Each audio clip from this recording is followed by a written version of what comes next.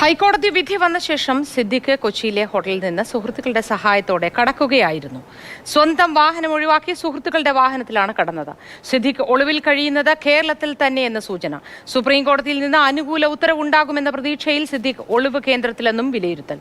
വിവരങ്ങളുമായി പ്രദീപ് ജോസഫ് ചേർന്നു. Pradeep Joseph, good morning. വളരെ ഞെട്ടിക്കുന്ന വിവരമാണ് ഇത്. വലിയ ഞെട്ടലൊന്നും പൊതുജനത്തിനില്ല. കാരണം ഈ ഒളിച്ചുകളി നാടകം അല്ലെങ്കിൽ കാണാനില്ല, കിട്ടുന്നില്ല, ഫോൺ ഓഫാണ് തുടങ്ങിയ നാടകങ്ങൾ 2 ദിവസമായി കേൾക്കുന്നതാണ്. എതിരായ മൊഴികൾ ഒരുപാടുണ്ട് എന്നിരിക്കെ അങ്ങനെ ജാമ്യം ഹർജി അത് തള്ളാനുള്ള സാധ്യതയും നിലനിൽക്കെ അന്വേഷണ ഉദ്യോഗസ്ഥർ എന്തുകൊണ്ട് സിദ്ദിഖിനെ കണ്ടില്ല, തൊട്ടില്ല എന്നതാണ് ഇപ്പോൾ ചർച്ച ചെയ്യപ്പെടുന്നത്. കൂടുതൽ വിശദാംശങ്ങൾ ഇതുമായി ബന്ധപ്പെട്ടത് പറയൂ പ്രദീപ്. സിദ്ദിഖിന്റെ മുൻകൂർ ജാമ്യാപേക്ഷ ഹൈക്കോടതി തള്ളിയിട്ട് ഏതാണ്ട് 24 മണിക്കൂർ പൂർത്തിയാകാൻ പോകുന്നു. ഈ സമയം വരെ സിദ്ദിഖ് എവിടെയാണ് എന്നത് സംബന്ധിച്ച് പോലീസിന് യാതൊരു വിവരവുമില്ല എന്നുള്ളതാണ് യാഥാർത്ഥ്യമെന്ന് പറയുന്നത്. ഇന്നലെ ഏതാണ്ട് 12 മണിയോടുകൂടി മുൻകൂർ ജാമ്യാപേക്ഷ തള്ളുന്നു.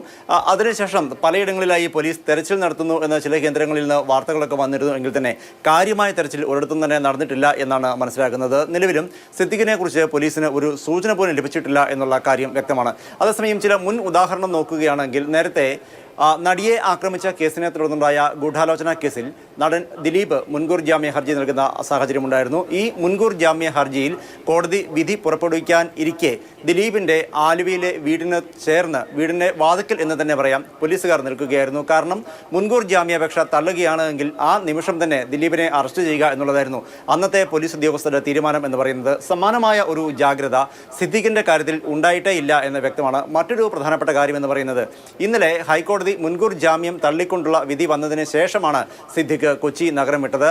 ആ സമയം വരെ വിധി വരുന്ന സമയത്ത് അദ്ദേഹം കൊച്ചി നഗരത്തിലെ ഒരു കേന്ദ്രത്തിൽ ഉണ്ടായിരുന്നു. വിധി വന്ന ഉടൻ തന്നെ അദ്ദേഹം സുഹൃത്തുക്കളുടെ സഹായത്തോടെ കൊച്ചിയിൽ നിന്ന് കടക്കുകയായിരുന്നു. നമുക്കറിയാം അദ്ദേഹത്തിന് കൊച്ചിയിൽ 2 വീടുകളാണ് ഉള്ളത്, പടമുകളിലും കുട്ടമശ്ശേരിയിലും. ഈ സ്ഥലത്തൊക്കെ മാധ്യമപ്രവർത്തകർ അദ്ദേഹം ഉണ്ടോ എന്ന് അന്വേഷിച്ച് ചെന്നിരുന്നു. പക്ഷേ അദ്ദേഹത്തെ അവിടെയൊന്നും കണ്ടെത്താനായില്ല. നെടുമ്പാശ്ശേരിയിലെ ഒരു ഹോട്ടലിൽ ഉണ്ട് എന്ന് ചില സൂചനകൾ വന്നിരുന്നു. പക്ഷേ ഇതിനൊക്കെ മുൻപേ തന്നെ ഈ വിധി വന്ന ആ നിമിഷം തന്നെ നഗരമധ്യത്തിലെ ഒരു ഹോട്ടലിൽ നിന്ന് സിദ്ദിഖ് മറ്റൊരു കേന്ദ്രത്തിലേക്ക് കടക്കുകയായിരുന്നു. സ്വന്തം വാഹനം ഒഴിവാക്കി സുഹൃത്തുക്കളുടെ സഹായത്തോടു കൂടിയാണ് സിദ്ദിഖ് കടന്നിരിക്കുന്നത്.